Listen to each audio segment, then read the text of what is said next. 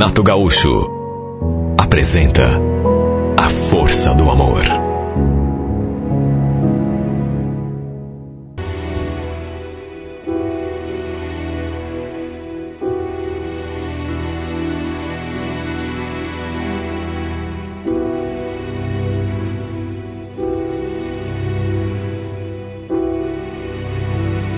A sobrinha da minha mulher estava tomando banho ali em casa. Ela morava perto e sempre que acabava a água da rua, como não tinha caixa d'água, ela vinha tomar banho ali na nossa casa. Aliás, não só ela, família toda. Como era um parente da Carminha, eu não falava nada, apesar de isso gerar algum custo, na conta da luz e da água. Eu estava ali na sala, minha mulher tinha saído para levar a Santinha na casa da vizinha, não tinha voltado. Nossos filhos estavam batendo perna na rua. Foi então que, de repente, o barulho do chuveiro cessou. E dali a pouco, a Laís gritou lá de dentro do banheiro: "Tia, faz um favor para mim." Levantei do sofá, me aproximei do corredor e falei que a Carminha tinha dado uma saída, não tinha voltado. "O que você quer?" "Então, Augusto, você acredita que eu esqueci de trazer uma toalha lá de casa? Você não teria alguma aí para me arranjar?" Pedi que ela esperasse um pouco, fui até o quarto, peguei uma toalha e voltei. Falei que ia deixar pendurada ali no trinco, para ela poder pegar. Mas, no que falei isso, em vez de esperar, ela foi abrindo a porta, assim, com tudo. Quase caí de costas quando bati os olhos nela ali diante de mim. Pensei que ela tivesse coberto, sabe, o corpo com alguma... Só que não. E o detalhe foi que ela não abriu só uma frestinha da porta. Sabe, foi quase inevitável grudar o olho. Se bem que, sinceramente, acho que ela deve ter feito isso de propósito, para que eu visse mesmo, porque foi uma coisa assim bem escancarada. Tanto que eu percebi até um sorrinho malicioso, assim, no cantinho da sua boca. Deus do céu.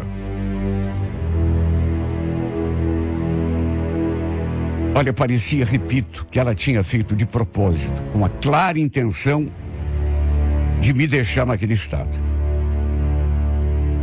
Era sobrinha da minha mulher. Só que, puxa vida, não tinha como não olhar.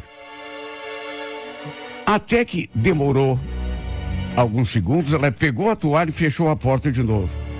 E convenhamos, em alguns segundos, numa situação assim,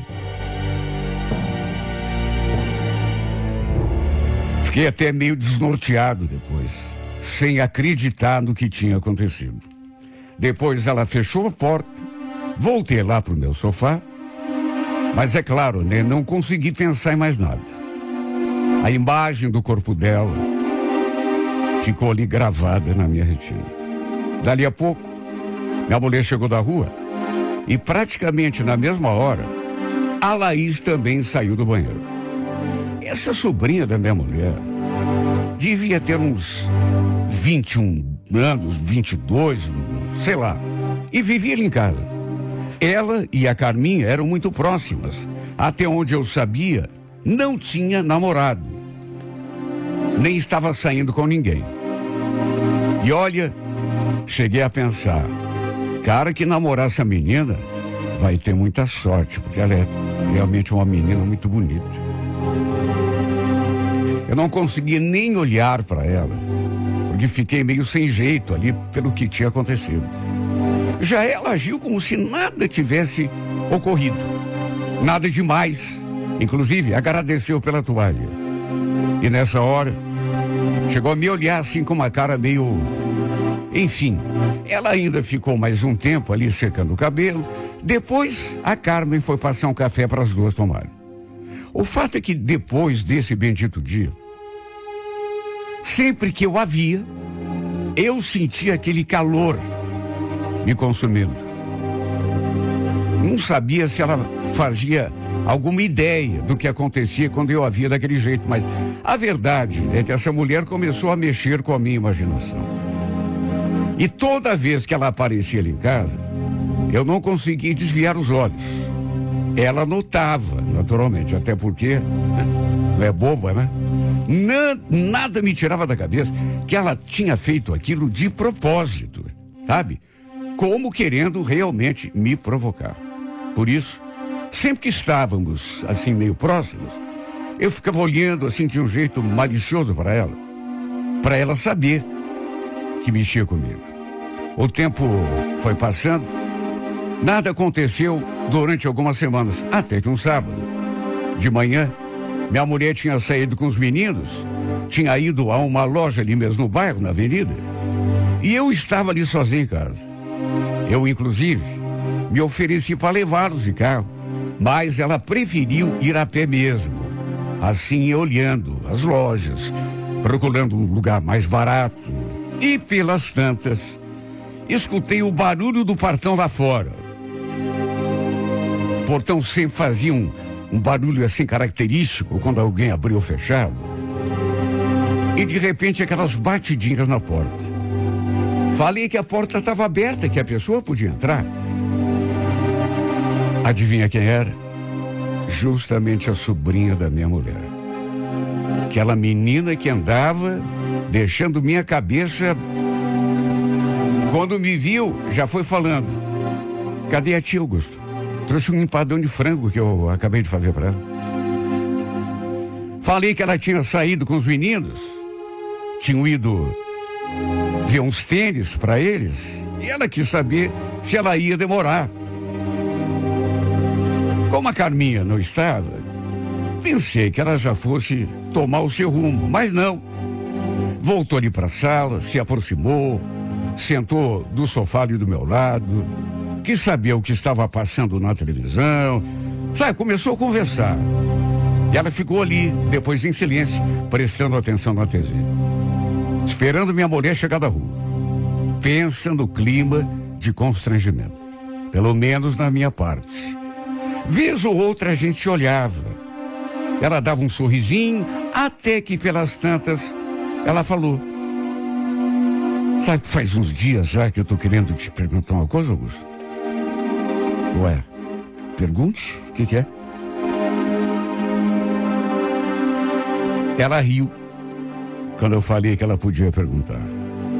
E só depois falou aquilo: se você não quiser, não precisa responder, tá bom? Mas é uma curiosidade que eu tenho. Pergunta. Então, alguma vez você já traiu a tia Carminha? Quem, eu? Que pergunta? Ô, Laís, tá querendo saber isso por quê? Sei lá, curiosidade. Já traiu ou não? E se nunca traiu, alguma vez já sentiu vontade de fazer isso? Olha, eu sabia muito bem o que ela queria. Me provocar de novo, do mesmo jeito que tinha feito aquele dia, que escancarou a porta do banheiro, praticamente. O pior foi que acabei entrando no jogo. Olha, Laís, trair a Carminha nunca traí. Agora, vontade, uma coisa que dá, né? Acho que com todo mundo, não só comigo. Sério? Nossa, tadinha dela, né? Aliás, você sabe com quem que eu sonhei esses dias atrás? Ela mudou de assunto assim, de um segundo para o outro. Respondi que não sabia com quem que ela tinha sonhado. Com você. Comigo? Sério? E como que foi o sonho? Eu não posso contar. Tem vergonha. Já conta, agora já começou. Me diga se, pelo menos, foi um sonho bom, né? Se foi bom, foi muito bom. Mas bota bom nisso. Ela falou aquilo e continuou me olhando daquele jeito malicioso. Nessa hora, não vou mentir, fiquei num estado só de vê-la me olhando daquele jeito, porque convenhamos, ela nem precisava me contar como tinha sido o sonho. Eu já podia até imaginar. Com certeza, devia ter sonhado comigo na cama, pelo jeito como ela falou. Ou então, estava inventando aquilo, só para me tirar do sério. E o pior é que o conseguiu. E ela deve ter notado, porque fez uma cara assim de quem tinha conseguido o seu intento. Depois, para minha surpresa, se levantou assim de repente e falou: bom, acho que a tia vai demorar, né? Acho que eu vou embora. Você me acompanha até a porta? De qualquer maneira, levantei, a acompanhei, cheguei inclusive a abrir a porta, só que em vez de sair, ela ficou me encarando e me olhando de um jeito que eu podia até imaginar as coisas que passavam pela cabeça dela. A impressão que dava era de que ela só estava me esperando tomar a iniciativa.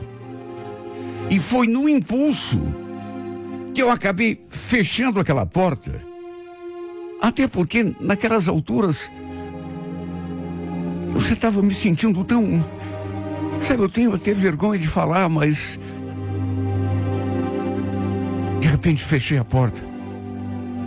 Até porque eu não estava mais aguentando vê-la ali diante de mim. E a puxei assim, na direção do meu corpo. Desde aquele dia que ela tinha vindo tomar banho ali em casa, que eu não pensava em outra coisa. Que eu desejava beijar aquela boca, abraçar aquele corpo. Olha que loucura. Só que acabamos indo além na nossa loucura. Em vez de ficarmos só do amasso, nos beijos, mesmo correndo o risco de minha mulher chegar com as crianças, acabei tirando a roupa dela. Foi até meio afoito, de tanta fome que estava. E depois fizemos amor ali mesmo, na sala, sobre o sofá. Transei com essa menina como se aquele fosse o último dia da minha vida. Depois ela se vestiu, ficou me olhando assim e falou: você não quer anotar o meu zap? Pra gente combinar de repetir qualquer dia. Mais do que depressa, peguei o celular, salvei o seu número. E ela falou: adorei. Fazia tempo que eu queria que isso acontecesse, mas você nunca me notou. Antes de ir embora, ela ainda falou que depois que chegasse em casa, me mandaria umas fotinhos dela, que não era para eu deixar o celular dando bobeira perto da tia. E de fato, depois ela mandou uns nudes e pediu que eu mandasse alguma coisa para ela também. O fato é que essa menina virou a minha cabeça de um jeito. Pensa nas mensagens que ela mandava. Uma mais provocante do que a outra. Eu também escrevi um monte de coisas para ela. Tudo na base da safadeza. Um dia ela mandou assim uma foto só de lingerie. E eu falei que queria tirar aquela peça nos dentes. Só de conversar com ela, eu ficava daquele jeito. Repito, essa garota virou a minha cabeça. Quantas tardes de sábado a gente passou na cama de um motel. E quando estava sozinho em casa, ela me mandava um zap chamando para eu ir lá um pouquinho, ficar com ela. Pensa na loucura. A gente transava na casa dela mesmo, correndo o risco dos pais dela chegarem. E é claro que se descobrisse, meu Deus, iria correndo contar tudo para Carminha, mas no mínimo eu tinha medo, claro, né? Mas o desejo era infinitamente maior. Aliás, sempre que ela me chamava para a gente sair, eu podia fazer o que estivesse fazendo, que largava tudo na hora e ia correndo ao seu encontro. Até que, numa dessas vezes, ela tinha me chamado para ir até a sua casa. Aquilo que a gente tanto temia, quer dizer, a gente. Eu temia, né? Porque ela parecia até que não se importava. Acabou acontecendo. Sua mãe nos pegou juntos. A mulher ficou em choque. Quando abriu a porta e nos viu ali na cama, arregalou os olhos e ficou paralisada.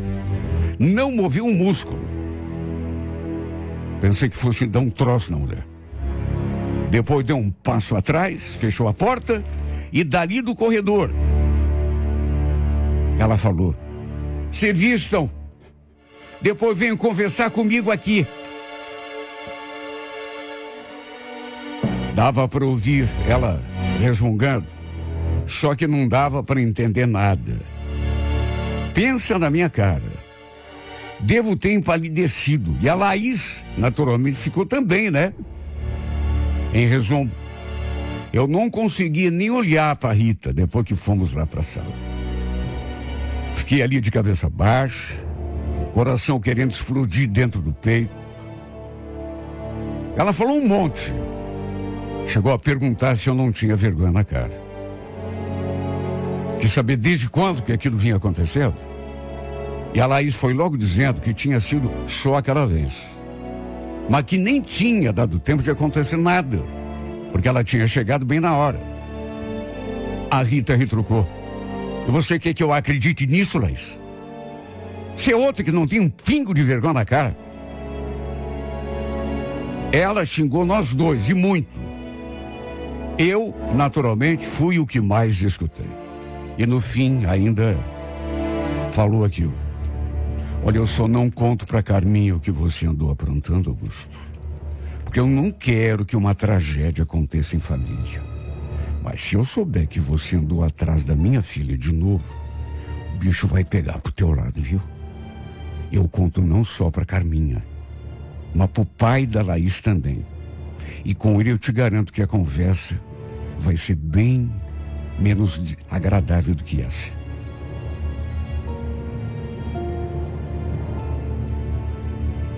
A outra ali do meu lado, sabe, ainda reclamou com a mãe.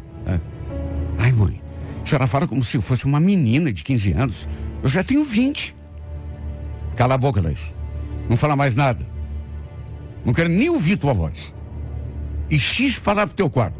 E você, Augusto, vai embora pra tua casa agora. E dê graças a Deus que eu não vou contar nada pra minha irmã. Não vou contar, mas já dei as condições. Não banque o malandro pra cima de mim, hein? Você tá avisado." Dava pra ver faíscas saindo dos olhos dela, de tão furiosa que essa mulher estava. Fui embora, claro, né? Mesmo ela tendo dito que não ia contar nada para minha mulher, eu fiquei assustado. Foi a última vez que ficamos juntos, eu e a Laís. Até tentei sair com ela outras vezes, mas ela achou melhor a gente continuar afastados. Ela também tem evitado aparecer lá em casa, principalmente se vir o meu carro parado ali na garagem. Até Carminha já notou que ela anda meio ausente. Se ela soubesse o motivo. Minha vida se tornou bem complicada, viu? Só Deus sabe a saudade que eu sinto dela. Tem horas que eu penso tanto nessa menina que chega a me doer por dentro. Ainda bem que ainda tenho aquelas fotos que ela me enviou. É a única coisa que me restou. A única coisa que me consola. Porque, repito, a vontade que eu sinto de estar com ela de novo, saudade que eu sinto dessa garota, é uma coisa que às vezes me dá falta de ar. Sei lá o nome disso, se é só atração, se é só... Não sei. Claro que não é amor, mas é desejo, uma coisa que me sufoca. E o pior é que, na situação que chegou, provavelmente a gente nunca mais vai ficar junto de novo. Eu sei que eu devia ter, sei lá, chegado a essa conclusão e sossegado o pito, mas quer saber? É uma pena. Juro por Deus, é uma pena, lamento muito. Porque foi uma coisa tão boa que me aconteceu, embora eu saiba que foi uma coisa errada. E é por isso que eu sinto tanta falta. E é por isso que eu sinto tanta saudade dela.